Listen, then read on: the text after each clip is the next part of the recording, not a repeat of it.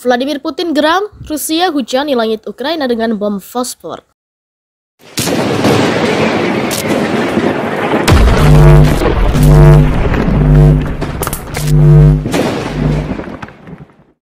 Serangan demi serangan masih terus dilakukan Rusia di wilayah Ukraina. Bahkan kali ini Rusia dibuat geram atas sejumlah klaim yang mengatakan Ukraina berhasil menang perang.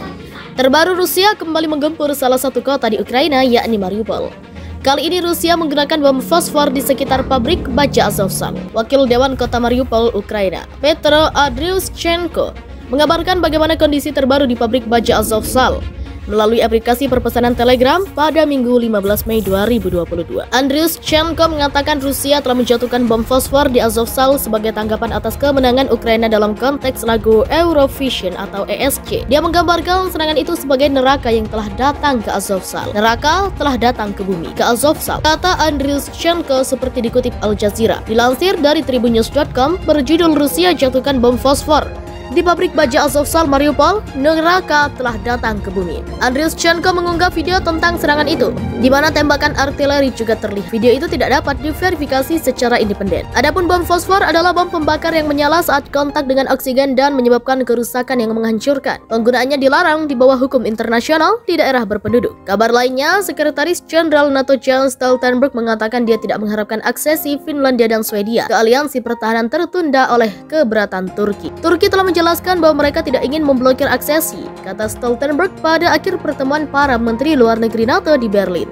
Saya yakin bahwa kami akan dapat mengatasi kekhawatiran yang telah diungkapkan Turki dengan cara yang tidak menunda keanggotaan atau proses aksesi, kata Stoltenberg. Presiden Finlandia Sauli Niinisto mengatakan pembicaraan terakhirnya dengan Presiden Rusia Vladimir Putin tentang tawaran negaranya untuk bergabung dengan NATO terukur dan tidak mengandung ancaman apapun. Dia menegaskan bahwa dia pikir itu sebuah kesalahan.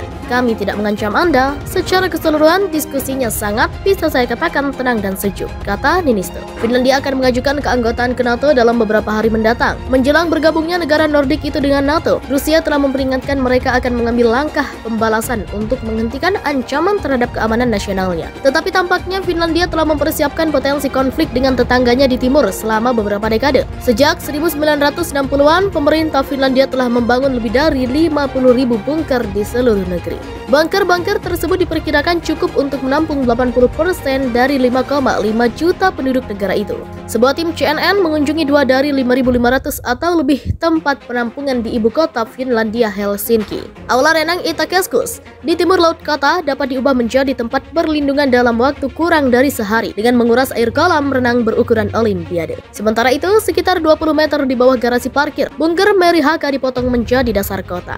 Tempat penampungan darurat dengan kapasitas 6.000 orang dapat didirikan dalam waktu 72 jam jika terjadi krisis. Sebagian ruang sudah digunakan untuk anak-anak bermain hoki di dalam gedung olahraga dan menikmati area bermain. Sementara anggota masyarakat lainnya menggunakan menjadi kafe. Kami adalah hotel bintang setengah. Kami Tamirats yang bekerja untuk Departemen Penyelamatan Kota Helsinki. Namun bunker-bunker tersebut tidak hanya berguna menjadi tempat rekreasi. Batuan dasar berusia 2 miliar tahun itu tahan ledakan dan dapat menyerap radiasi dari bom nuklir. Sedangkan terowongan melengkung yang melewati tempat perlindungan mengambil sebagian besar serangan, kata Rax. Rax menambahkan, terlepas dari persiapan kota, dia tidak dapat memprediksi bagaimana keadaan akan berubah ketika banyak orang ditempatkan di ruang kecil dan sempit serta tertutup. Semua orang punya peran di sini, katanya. Seperti diketahui, Finlandia mendeklarasikan kemerdekaan dari Rusia pada tahun 1917, menolak untuk bersekutu dengan Uni Soviet atau AS. Bahkan setelah bergabung dengan Uni Eropa pada tahun 1995 dan secara bertahap menyelaraskan kebijakan pertahanannya dengan Barat.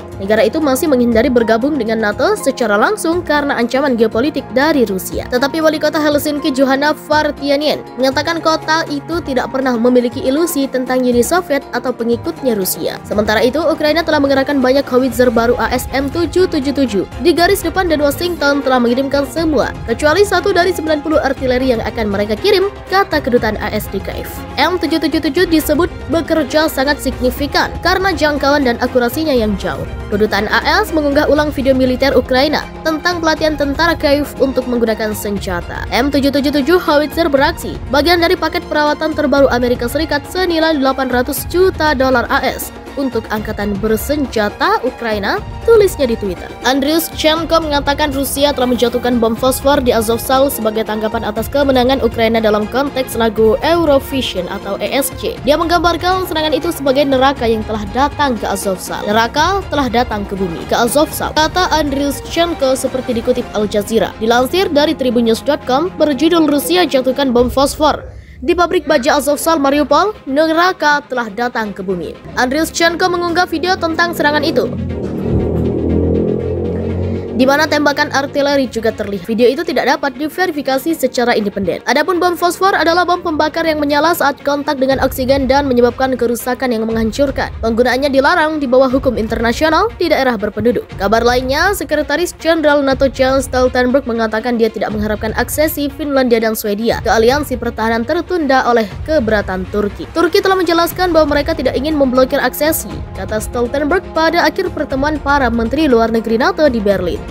Saya yakin bahwa kami akan dapat mengatasi kekhawatiran yang telah diungkapkan Turki dengan cara yang tidak menunda keanggotaan atau proses aksesi, kata Stoltenberg. Presiden Finlandia Sauli Niinisto mengatakan pembicaraan terakhirnya dengan Presiden Rusia Vladimir Putin tentang tawaran negaranya untuk bergabung dengan NATO terukur dan tidak mengandung ancaman apapun. Dia menegaskan bahwa dia pikir itu sebuah kesalahan. Kami tidak mengancam Anda. Secara keseluruhan, diskusinya sangat, bisa saya katakan, tenang dan sejuk, kata Niinisto. Finlandia akan mengajukan keanggotaan ke NATO dalam beberapa hari mendatang. Menjelang bergabungnya negara Nordik itu dengan NATO, Rusia telah memperingatkan mereka akan mengambil langkah pembalasan untuk menghentikan ancaman terhadap keamanan nasionalnya. Tetapi tampaknya Finlandia telah mempersiapkan potensi konflik dengan tetangganya di timur selama beberapa dekade. Sejak 1960-an, pemerintah Finlandia telah membangun lebih dari 50.000 bunker di seluruh negeri.